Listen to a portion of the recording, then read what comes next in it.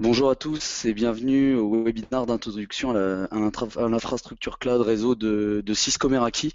Je tenais déjà à vous remercier de vous être inscrits et de votre présence à ce webinaire. Euh, le but de ce webinaire est bien entendu de vous expliquer rapidement euh, qui est Meraki, le lien avec Cisco et le rachat de Meraki par Cisco, et bien entendu ensuite de rentrer un peu plus dans le détail sur le type de solution que propose Cisco Meraki, et enfin de pouvoir bien entendu également vous faire une démonstration de la solution Meraki, et on pourra dans ce cas-là aller directement dans l'outil qui est l'interface graphique, qui est l'un des produits phares de Meraki, et de pouvoir vous montrer un petit peu comment on peut gérer à distance une infrastructure réseau, aussi bien sur du monitoring, donc de la visibilité en temps réel, mais également grâce à des modifications du paramétrage qui permettront instantanément de pouvoir faire des modifications sur l'ensemble de l'infrastructure. Donc l'agenda d'aujourd'hui sera bien entendu dans un premier temps de vous faire la présentation de Meraki, et puis après on regardera également pourquoi recourir au cloud networking. Nous viendrons ensuite sur l'architecture cloud, et enfin nous passerons à la démo, la démonstration, et bien entendu un petit point sur la gamme de produits, les différents produits que Meraki propose à l'heure actuelle. Euh, Florent et Iman qui sont également connectés à ce webinaire et qui se chargeront de répondre aux questions que vous avez. Donc vous avez un petit onglet avec la partie questions. N'hésitez pas à poser des questions durant le webinaire, ce sera un plaisir d'y répondre. Vous pourrez bien entendu également demander à être recontacté après le webinaire afin d'avoir de plus amples informations et potentiellement des petits compléments sur la démonstration.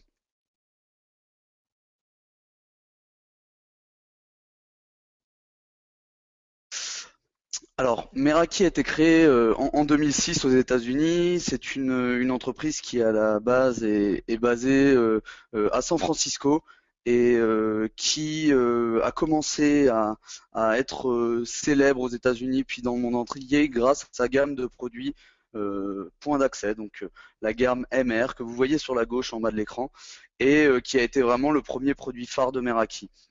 On s'est ensuite bien entendu développé, et on a complété l'offre wireless par une offre switch, donc avec des commutateurs, et également une partie router firewall, qui sont les deux gammes de produits qui sont arrivés juste après la gamme de Wi-Fi. Le dernier venu, la dernière gamme de produits est bien entendu notre produit MDM, donc Mobile Device Management, qui permet de gérer des flottes d'objets mobiles dans un contexte professionnel, et de permettre également de couvrir l'environnement Bring Your Own Device, donc les personnes qui utilisent un téléphone personnel ou une tablette personnelle lorsqu'ils vont au travail.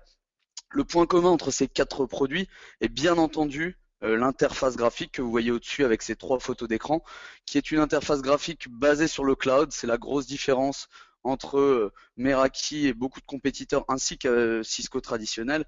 C'est que le contrôleur physique qui traditionnellement permettait de faire toutes les modifications et toutes les configurations sur les différents produits est remplacé par un contrôleur virtuel basé sur le cloud, qui est l'interface graphique que vous voyez juste au-dessus.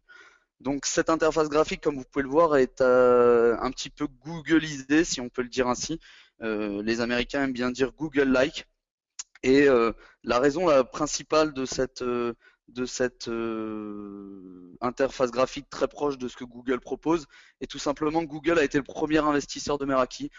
Pour revenir un petit peu sur ce qui s'est passé, en 2006, trois étudiants du MIT décident pour leur projet de fin d'études d'essayer d'équiper San Francisco avec du Wi-Fi gratuit pour l'ensemble de la ville.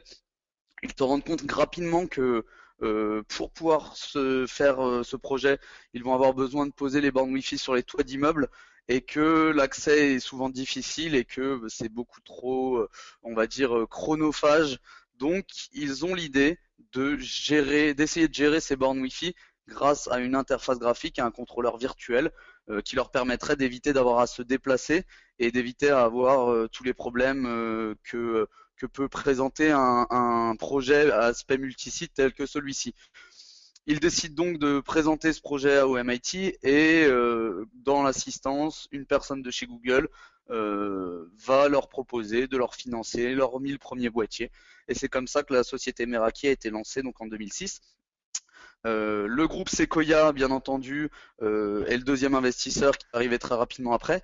Et c'est en 2012 que Cisco décide de racheter Meraki pour 1,2 milliard de dollars, ce qui représente environ quand même 2% du chiffre d'affaires de Cisco et ce qui est non négligeable. Bien entendu, les produits Meraki viennent compléter l'offre Borderless Network de Cisco et ceci permet également à Meraki de pouvoir non seulement de profiter du réseau de partenaires Cisco, mais également de pouvoir bénéficier des investissements conséquents R&D que Cisco fait tous les ans. Alors sur le positionnement de l'offre Cisco Meraki, il faut savoir qu'on a historiquement, mais également d'un point de vue caractéristique, certains types de contextes qui sont très intéressants pour poser du Cisco Meraki. Bien entendu, on a la partie historique avec au départ près de 30% du chiffre d'affaires de Cisco Meraki éducation et sur la partie publique. Ce pourcentage, c'est bien entendu équilibré. On est capable maintenant de traiter des projets dans tous les secteurs d'activité. Alors on mentionne bien entendu le retail, la santé, l'hôtellerie, le tourisme. On est très présent dans l'industrie aussi. Et donc, c'est plutôt sur le type de projet on va vraiment avoir une valeur ajoutée.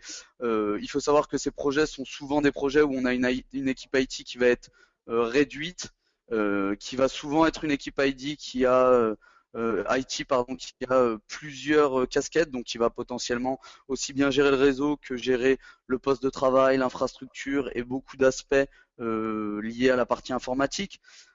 On va aussi avoir l'aspect multisite qui peut être très intéressant quand on a plus une multitude de sites avec pas forcément une personne habilitée à faire des modifications sur l'infrastructure sur place. Donc on va pouvoir, grâce à la solution Meraki, avoir une vraie valeur ajoutée grâce aux aspects de gestion à distance et de gestion centralisée.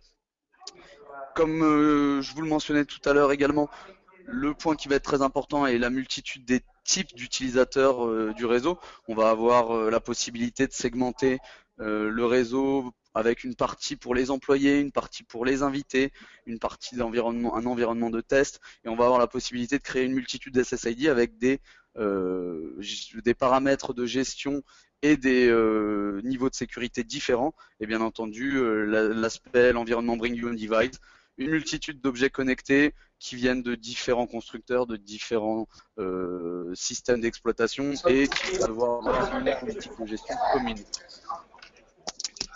Voici quelques-uns de nos clients français qui ont bien pu avoir leur icône sur ce site en disant que les UMA Tu peux regarder si tu vois du son ou pas? T'entends du Meraki, son ou pas? que le CHU de Coulommiers utilise un Wi-Fi Meraki, ou encore que Burger King, qui se déploie fortement en France à l'heure actuelle, utilise l'ensemble des produits Meraki pour l'ensemble de ses nouveaux restaurants. Alors pourquoi recourir au cloud networking? Alors le premier point qui est très important, c'est la facilité de gestion. On en a déjà parlé à dans cette présentation. Il est vrai que avoir la possibilité de gérer à distance l'ensemble de ses sites et l'ensemble de son infrastructure, de pouvoir bien entendu avoir une visibilité sur ce qui se passe, ce qui permet une réactivité relativement forte, mais également de pouvoir faire des modifications en temps réel qui sont automatiquement projetées sur l'ensemble du réseau, sur une partie du réseau, ça va bien entendu faciliter la gestion.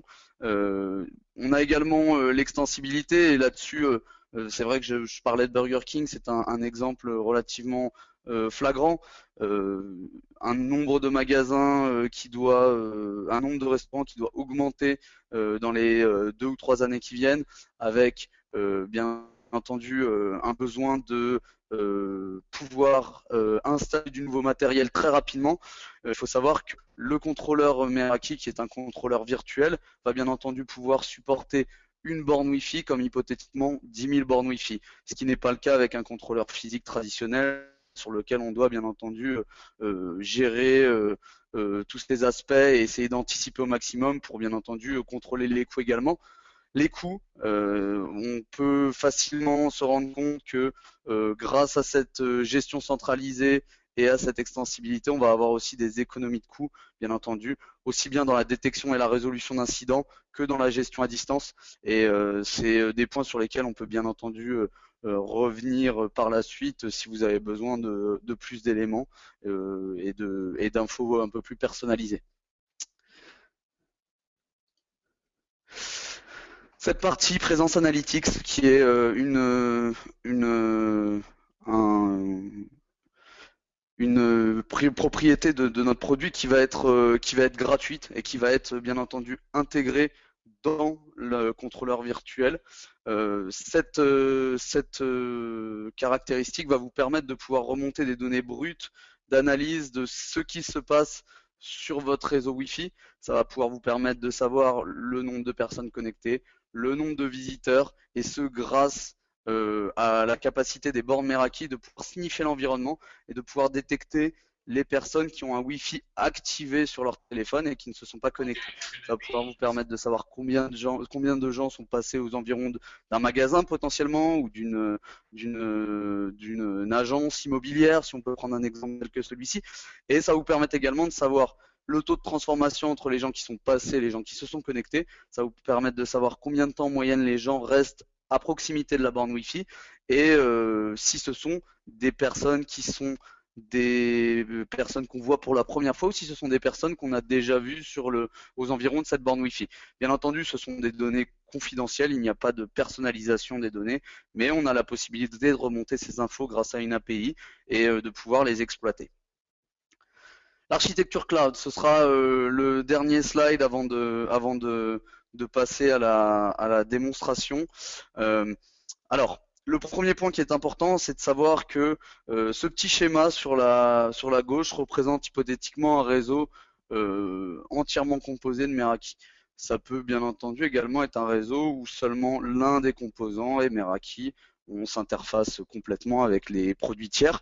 La première chose à comprendre, c'est que aucune donnée client, aucune donnée personnelle, aucun email, aucune donnée confidentielle ne passe via l'interface graphique Meraki, donc ne passe par le cloud. C'est comme ça qu'on vous sépare vraiment en haut les deux flux, le flux WAN et le flux de données de gestion. Ça permet de compte de choses, c'est que vous avez de gestion qui remonte sur l'interface cloud Meraki. Et la deuxième chose, c'est que ça ne crée pas de goulot d'étranglement étant donné que les données de gestion, comme vous pouvez le voir, ne consomment que 1 kilobit par seconde pour être remontées au contrôleur virtuel. Donc c'est les deux points qui sont les points principaux sur ce schéma. Ce qu'il faut noter également, c'est que nous avons 3 data centers qui sont basés en Europe, donc les données de gestion de votre interface graphique seront conservées en Europe. Nous avons 2 data centers en Allemagne et un data center en Irlande, ce qui nous permet bien entendu de pouvoir redonder les data centers et de proposer un niveau de disponibilité, un SLA de 99,9%.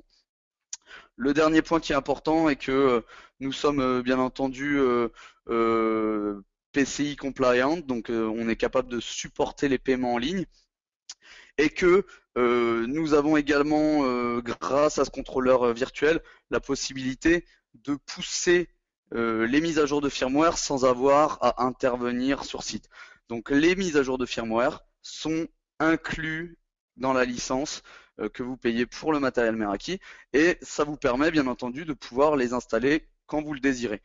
Si vous recevez une petite notification en haut de votre tableau de bord qui vous dit une nouvelle mise à jour de firmware est disponible, on ne va pas les pousser automatiquement, on va vous demander à quel moment vous voulez que ce soit installé et on va bien entendu vous notifier également si c'est une version bêta d'un nouveau produit qu'on propose gratuitement et si vous voulez le tester ou non, bien entendu en version bêta. Je vais à présent passer sur la partie démonstration, mais, mais avant tout, je voudrais bien entendu passer rapidement sur la partie euh,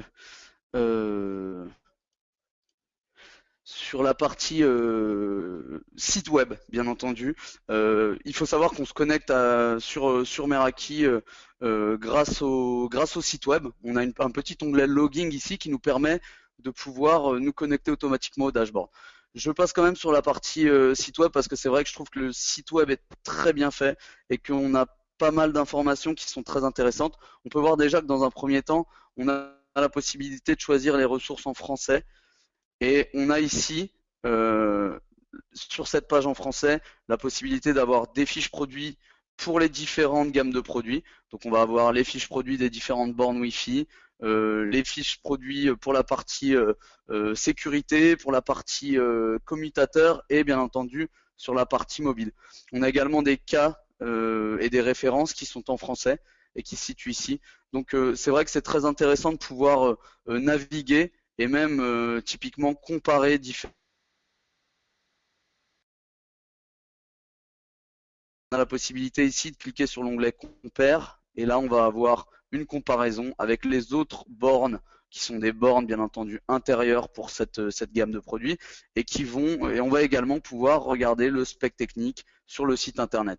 C'est très intéressant, il y a également des démonstrations qui sont enregistrées du type de ce webinar ou des démonstrations plus spécialisées sur uniquement les commutateurs, uniquement la partie router firewall. Et on a également la possibilité d'essayer du matériel gratuitement grâce à Meraki.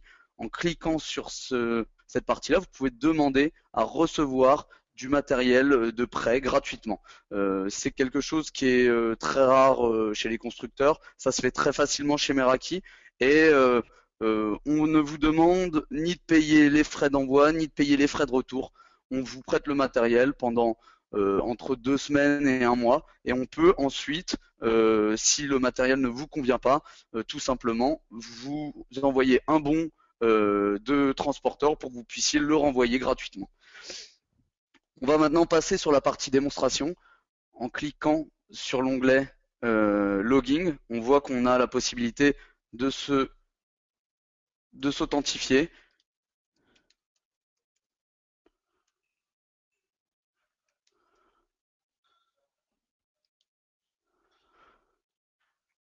On voit qu'on a la double authentification par SMS qui est très importante, qui permet bien entendu de pouvoir apporter un niveau de sécurité supplémentaire. Donc j'ai reçu à l'instant par SMS le code.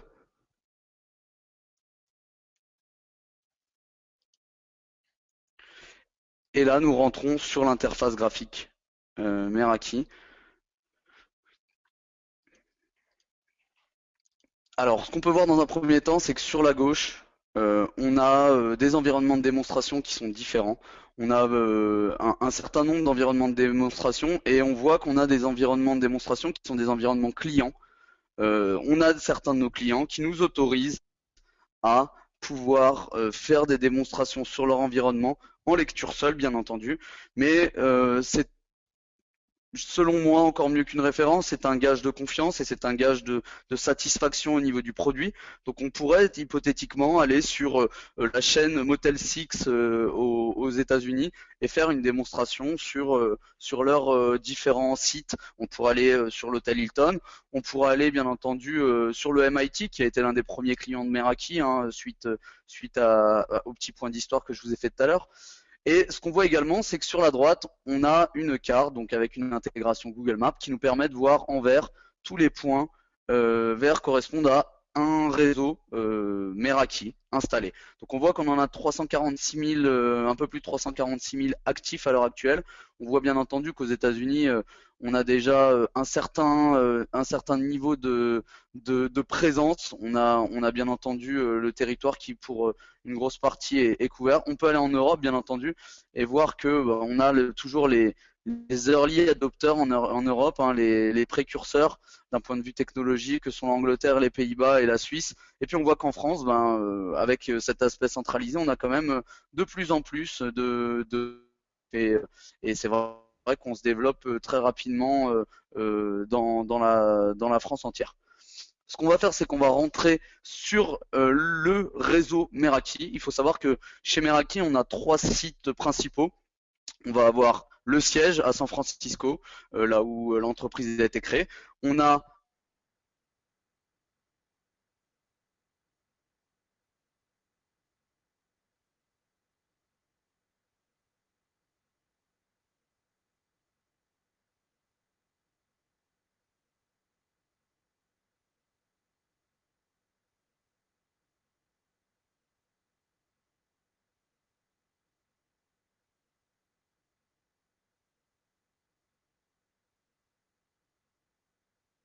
lundi au vendredi entre 8h et 19h et qui vous permet de pouvoir avoir un support en français. Ce sont Julien, Thomas et, euh, et Evaris qui travaillent, excusez-moi, Evaris qui travaillent à l'étage et qui sont dédiés aux cas et aux incidents français. Ils sont également là, il faut le savoir, pour l'aide à la configuration.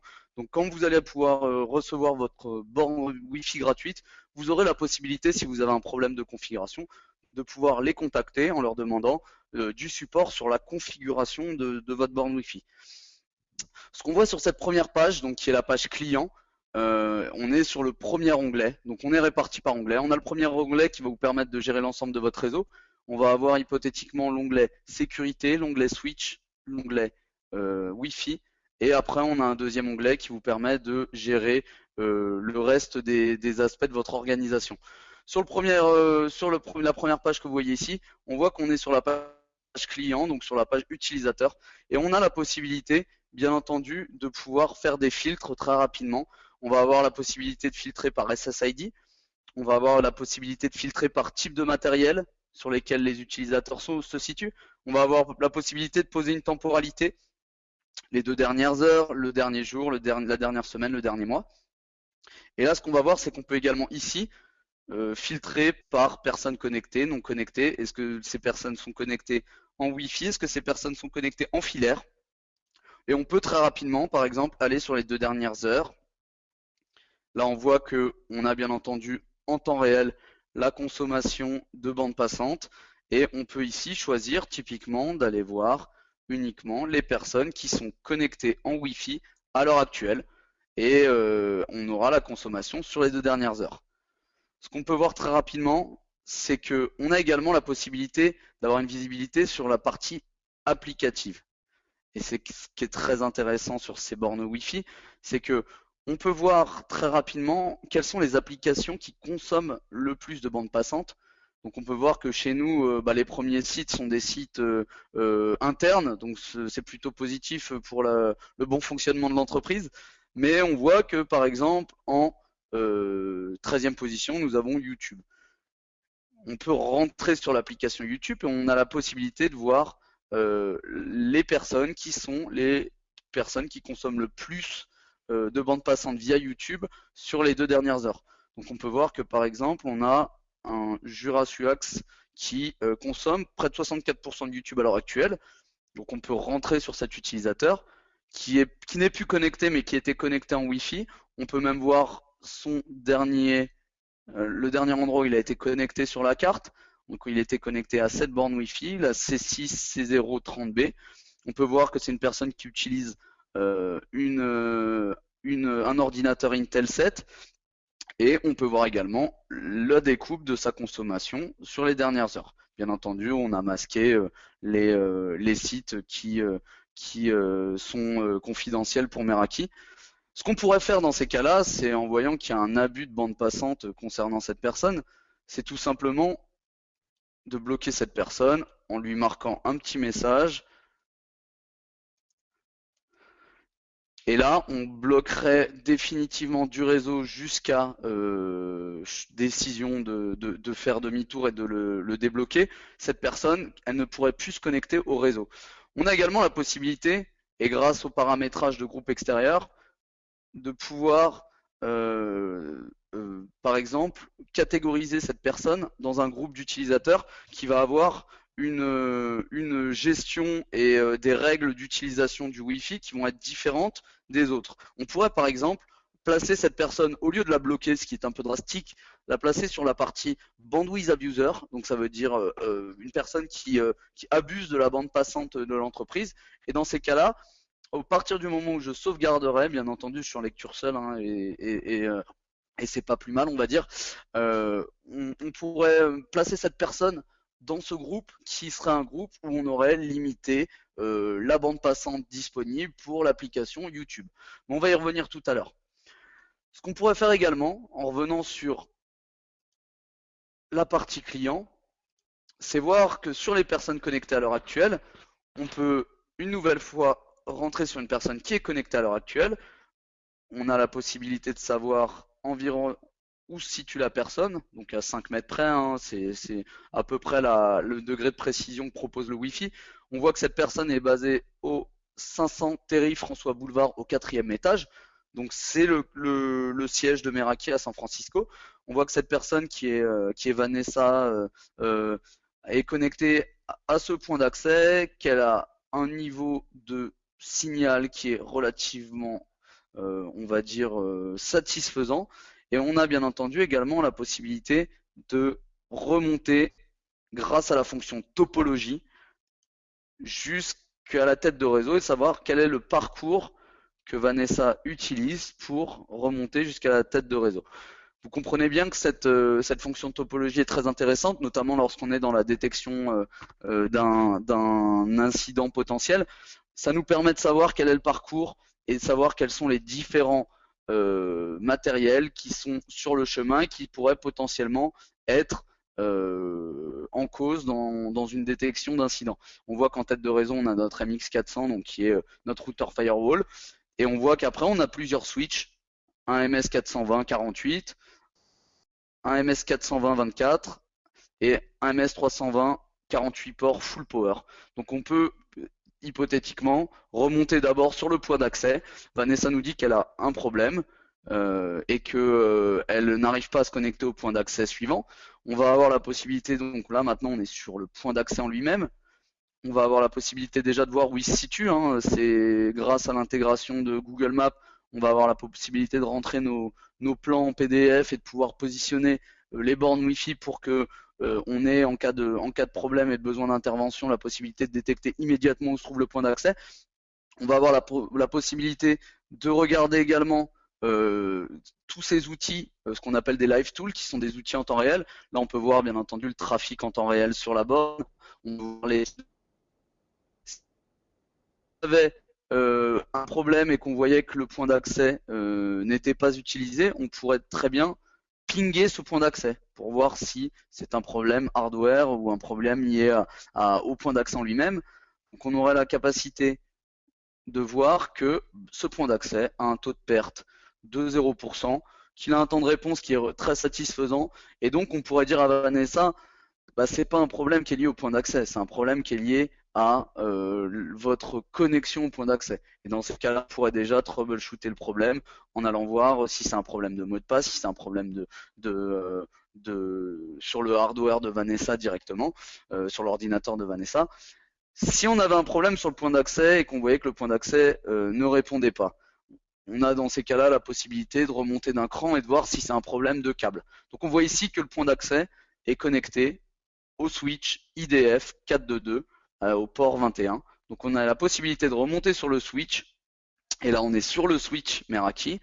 On a la possibilité bien entendu de voir que le port 21 est alimenté en PoE, que c'est un port truck natif sur la VLAN 128, et chose de faire un test en direct. Et par exemple, là on pourrait faire un test de câble sur le port 21 pour voir si c'est un problème qui est lié au câble qui rattache la bande Wi-Fi au switch. Et dans ce cas, on voit directement que on a un câble qui fait 97 mètres, 5 et que on a sur les paires 1, paire 3 et paire 4 aucun problème. On pourrait dans ces cas-là éventuellement, si on avait un problème, remonter pour voir si c'était le switch, pinguer le switch, et c'est ainsi qu'on a déjà un certain niveau de troubleshooting qui va être très intéressant. On va revenir sur la partie wireless, qui est quand même la partie, l'une des parties les plus fournies d'un point de vue tableau de bord. Et on voit que quand on va sur l'onglet wireless, on a toujours le même type de nomenclature. On va avoir une partie monitor et une partie configure. La partie monitor va vous permettre d'utiliser certaines fonctionnalités de notre gamme wireless. La partie configure va vous permettre de configurer les SSID et les différents aspects que vous voulez mettre en place. On va d'abord aller sur la partie configure pour voir comment, au moment où on reçoit une borne Wi-Fi, on peut très rapidement faire fonctionner cette borne Wi-Fi. Il faut savoir que, étant donné que la licence vous est envoyée avant que vous receviez la borne Wi-Fi, vous pourriez tout à fait configurer, avant même de recevoir le matériel hardware, votre borne Wi-Fi dans l'interface graphique. Ça vous permettra, au moment où vous recevez le matériel, de pouvoir le brancher et que la configuration que vous avez déjà paramétrée, pré-paramétrée si on peut le dire ainsi, soit projetée immédiatement sur la borne Wi-Fi et que vous ayez dans ces cas-là même la possibilité d'envoyer le matériel sur un autre site que celui où vous vous situez et que vous demandiez juste à une personne de connecter la borne Wi-Fi à tel câble Ethernet et la connexion se fera automatiquement. La borne Wi-Fi recevra sa configuration et ça vous permet d'avoir un réseau qui va être actif presque immédiatement, instantanément. Ça prend en général entre 5 et 25 secondes pour projeter la configuration. Si on va sur la partie wireless, on a du coup dans cette configure une première partie qui s'appelle SSID. Il faut savoir que les bornes Wi-Fi Meraki sont des bornes Wi-Fi qui peuvent supporter pour chacune d'entre elles jusqu'à 15 SSID. Donc on voit qu'ici, chez Meraki, on a 4 SSID qui sont actives. On en a une Meraki Corp qui est pour les employés, qui va être avec une authentification via un Radius Server. On va voir qu'on a deux SSID, la SSID Engineering et la SSID Test, qui sont des SSID qui sont là pour les tests de nos ingénieurs. Donc avec des identifications par radius, mais avec on va dire des configurations qui sont différentes. Et on va voir que notre SSID invité est une SSID qui est open, ouverte, avec simplement un clic sur une page d'accueil. On voit qu'on a très facilement la possibilité de désactiver ou d'activer des SSID. Donc on peut très bien avoir des templates pré-paramétrés qu'on active ou qu'on désactive. Et là on peut voir qu'on a bien entendu 15 SSID qui sont désactivés, qu'on peut activer ou désactiver selon notre gré. Il faut voir également quelque chose qui est très simple, mais on peut renommer la SSID, on pourrait l'appeler Meraki Webinar et sauvegarder et instantanément le nom de la SSID sera modifié. Ce qu'il faut voir également, c'est qu'on peut très rapidement éditer les settings, donc modifier les différents settings sur la SSID. Donc là, on est sur la SSID guest, comme on peut le voir en haut, on pourrait basculer sur une autre, mais on reste sur la SSID guest. On a une SSID qui est ouverte, on pourrait très bien décider de remplacer et de lui mettre une clé WPA2 simplement en modifiant le mot de passe et automatiquement la SSID passerait sur une authentification via clé. On peut bien entendu, comme on l'a vu, choisir une authentification différente via un radius. On propose également choisir un type d'authentification qui va être un peu différent et qui va permettre de passer par une page d'accueil tierce par exemple, ou qui va pouvoir hypothétiquement vous permettre de faire une authentification via Facebook en vous permettant ainsi de pouvoir récupérer beaucoup plus d'infos étant donné que les termes et conditions de Facebook autorisent l'utilisation de données personnelles. Ce qu'on peut voir également, c'est qu'on peut faire une SSID payante et là dans ces cas-là, on va avoir ici la possibilité de choisir la manière de facturer. Donc on va pouvoir choisir en quelle monnaie on va facturer et après on a la possibilité de créer différents types on va pouvoir changer la durée, pardon, et changer le prix bien entendu, et ça va vous permettre, grâce à un compte PayPal, de pouvoir recevoir des sommes d'argent grâce à ces connexions. Si on va sur le troisième onglet, pardon, qui est la partie Firewall et Traffic Shaping, c'est une des parties qui est vraiment très intéressante sur les bornes Meraki. Je m'explique. On a déjà sur les bandes Meraki la capacité de pouvoir créer certaines règles de traffic shaping et de firewalling qui vont permettre de limiter plutôt que de bloquer. Parfois, c'est vrai qu'on a souvent l'exemple des aéroports où on va avoir la possibilité de se connecter très facilement à Internet, mais qu'on va avoir certaines pages qui vont être d'une lenteur qui vont dissuader. C'est vrai que c'est quelque chose qu'on peut faire très facilement avec Meraki. On le voit grâce déjà à la couche 3, donc on peut tout simplement certains protocoles, on peut voir qu'on peut en rajouter à souhait et qu'on peut choisir bien entendu différents paramètres. On va avoir aussi la possibilité de bloquer ou d'autoriser des protocoles de niveau 7. Donc on va avoir la possibilité d'autoriser des applications ou de bloquer des applications. Typiquement, là, je vais bloquer la partie YouTube, comme on disait. En en sauvegardant cette partie, j'aurai bloqué la partie YouTube. On a également la possibilité, bien entendu, d'autoriser, etc. La partie qui est encore plus intéressante, c'est qu'on a la possibilité de limiter par utilisateur la bande passante. Donc on va pouvoir, par exemple, créer une limite qui va être de 500 kilobits par seconde par utilisateur. On va pouvoir bien entendu la limiter à 100 kilobits par seconde. On va également pouvoir limiter la bande passante par SSID. Donc on va pouvoir, selon la SSID sur laquelle on se situe, Meraki Guest, dire que bah, j'ai 2 gigas de bande passante, et ben je vais décider que ma partie invitée, ma SSID invitée n'a que un quart, donc 500 kilobits par seconde, de la bande passante et que le reste est alloué à ma SSID employée. Le dernier point qui est très important, c'est qu'on va pouvoir ce en créant des règles.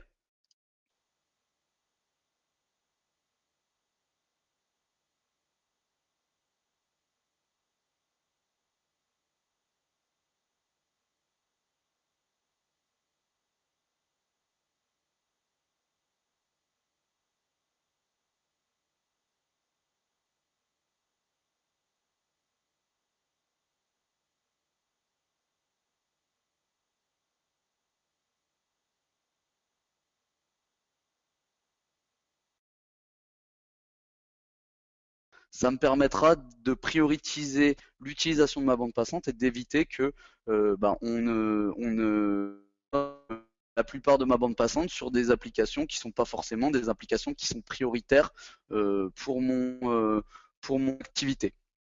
On peut voir également quelque chose de très intéressant, c'est qu'on a la possibilité de planifier la disponibilité des SSID. Au lieu d'activer ou désactiver en permanence les SSID, vous avez la possibilité pour une SSID donnée, Meraki Guest, de mettre en place une template qui permet de pouvoir donner seulement un créneau de disponibilité sur cette SSID. En dehors du créneau en vert, la SSID sera invisible et donc désactivée. On voit par exemple qu'on peut mettre une bande passante, mettre une disponibilité que pendant la semaine entre 8h et 17h. Et c'est seul à ces moments-là, les invités auront la possibilité de se connecter. Ça a deux aspects. Ça permet dans un premier temps de pouvoir limiter l'accès aux heures de travail et ça permet aussi d'avoir bien entendu de permettre d'assurer un niveau de sécurité. La SSID étant invisible, on ne peut pas essayer de se connecter.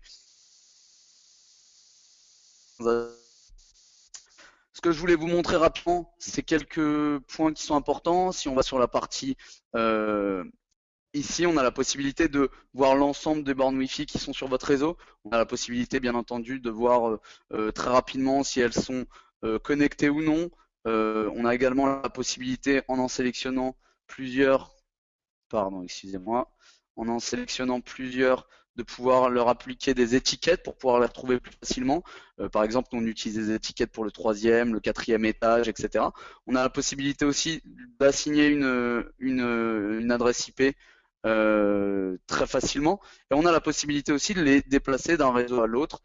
Je sais qu'on a parfois des clients qui ont besoin d'avoir des SSID, des bandes Wi-Fi qui vont être déplacées selon certains événements, selon certaines conférences, et donc on a la possibilité très rapidement de les transférer d'un réseau à l'autre sur votre organisation.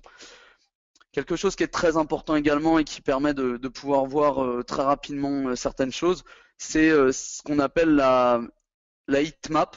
C'est c'est une fonctionnalité qui vous permet de voir sur une période donnée quelle est l'évolution de votre connexion et des personnes qui vont venir sur votre réseau.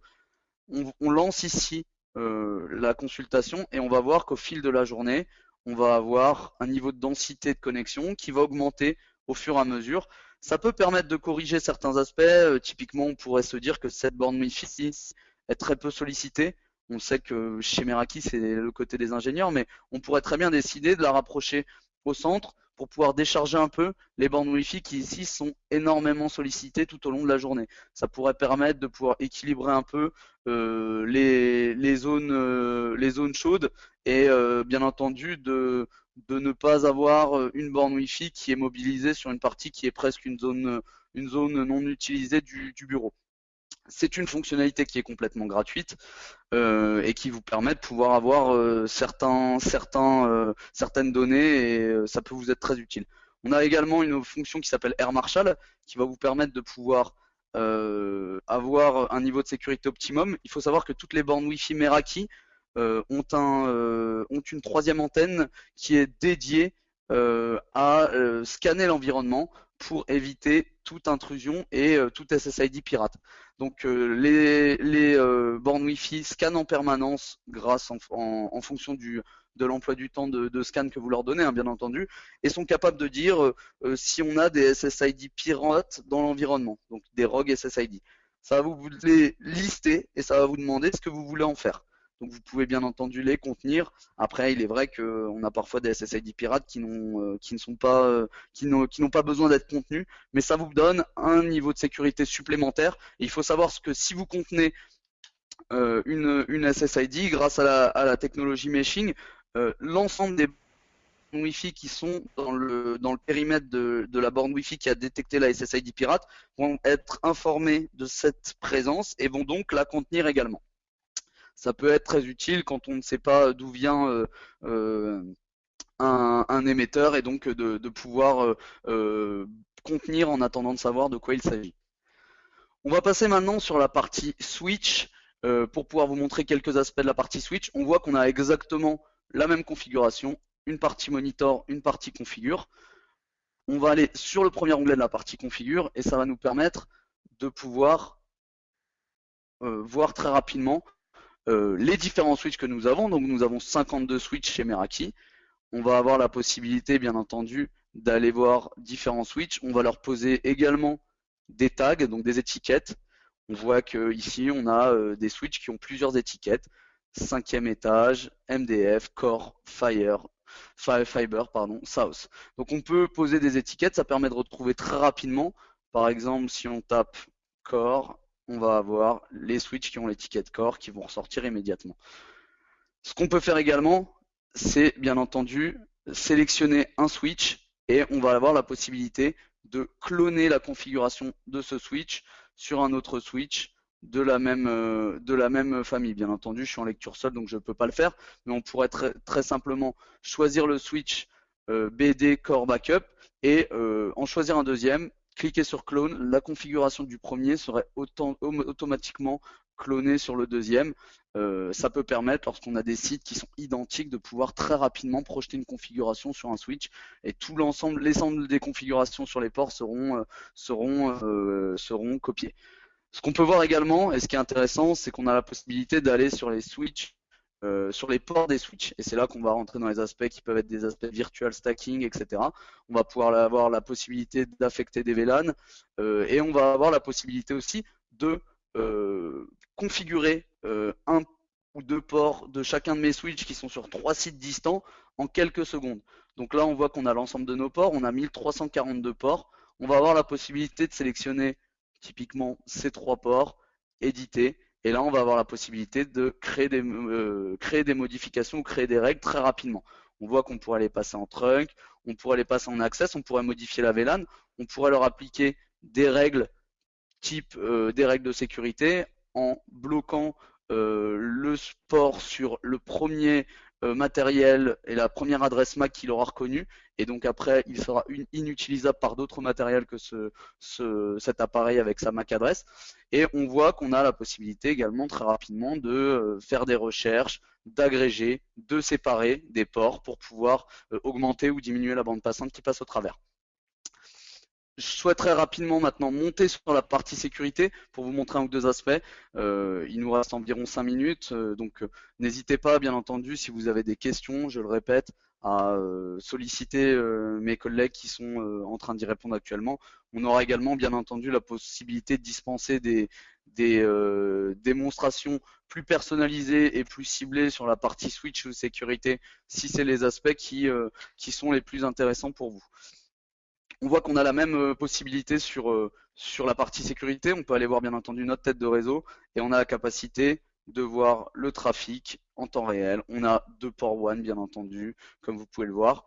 Et la partie phare de cette partie sécurité est vraiment qu'on a la possibilité de faire un VPN point à point, donc de site à site, en 3 clics.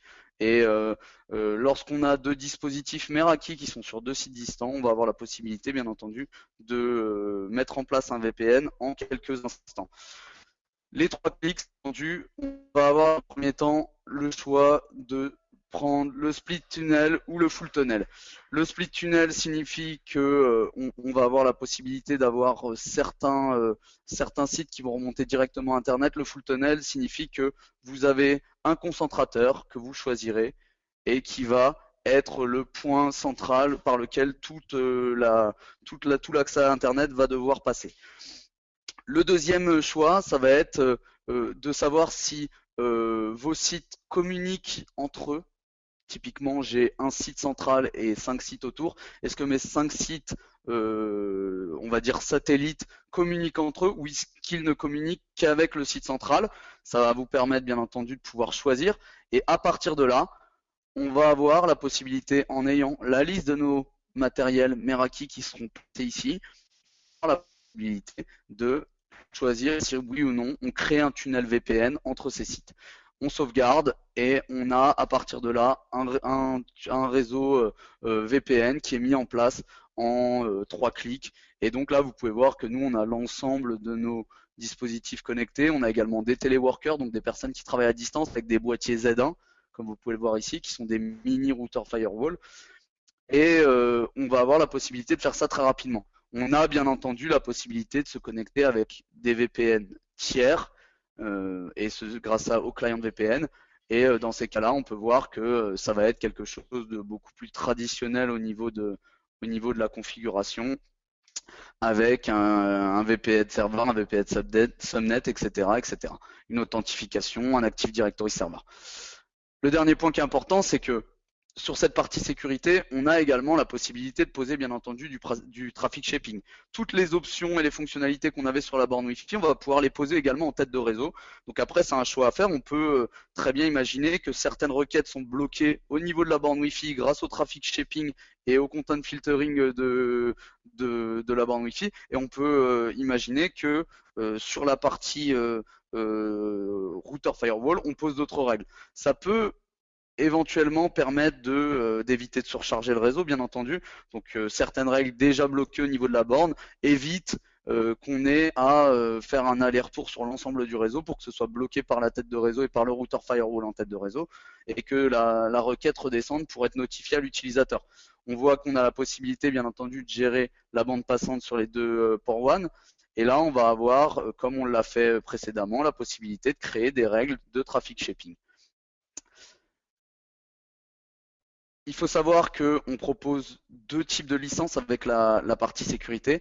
Une licence qui va être une licence qui va permettre de faire les VPN, de faire le traffic shaping, etc. Et on va avoir une licence qui va être plus complète et qui va être un bundle entre Bright Cloud, Kaspersky et Sourcefire qui a été racheté il y a peu par Cisco et qui vont permettre d'avoir un niveau de sécurité bien plus élevé. Ça va être de l'antivirus, ça va être de l'anti-phishing, ça va être du content filtering notamment. En cliquant sur l'onglet Content Filtering, on voit qu'on a la possibilité très rapidement de pouvoir avoir des informations et de pouvoir bloquer certains types de recherches et de sites. Et donc, on va avoir la possibilité, bien entendu, ici, de rentrer certaines données qu'on ne veut pas avoir sur notre réseau. Et on va avoir également la possibilité de bloquer des URL, de whitelister des URL. Et tout ça se fait très, très simplement avec du paramétrage uniquement. On va avoir aussi de la sécurité filtering, on peut rentrer dessus.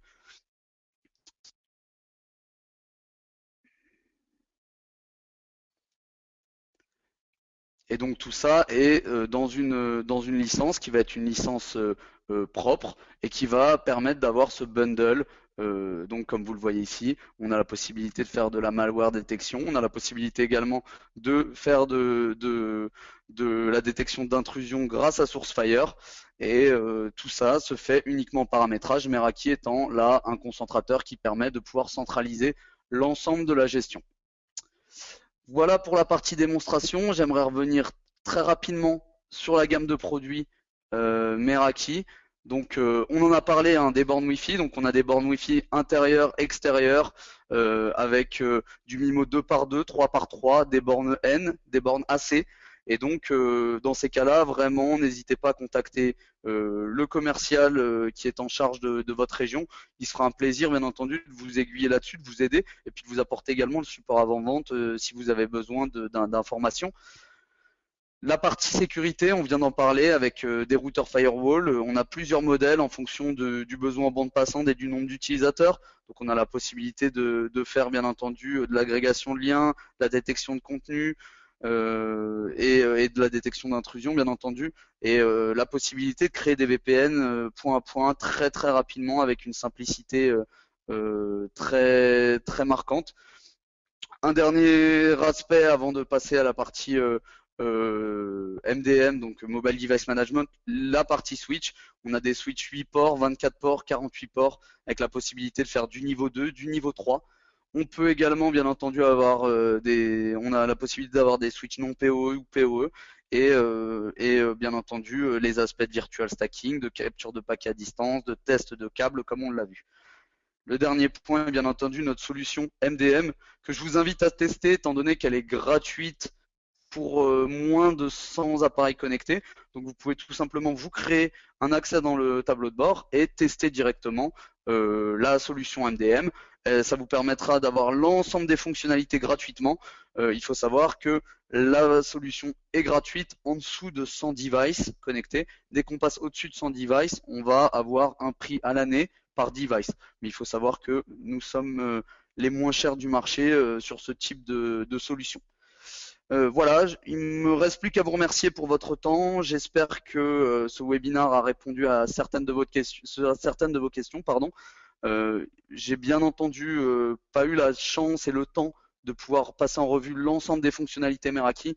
N'hésitez pas à solliciter le commercial en charge de votre région. Vous allez recevoir un email de sa part dans les minutes qui suivent. Ça vous permettra dans un premier temps de pouvoir réclamer votre borne Wi-Fi gratuite à laquelle vous avez le droit, avec 3 ans de licence, de support à l'installation et bien entendu de support technique en cas de problème. Et bien entendu, vous pouvez également solliciter ces commerciaux pour des démonstrations beaucoup plus ciblées. On a la possibilité d'organiser des WebEx qui seront similaires à ce webinar, mais qui seront beaucoup plus interactifs. Je vous remercie et je vous souhaite une bonne fin de journée.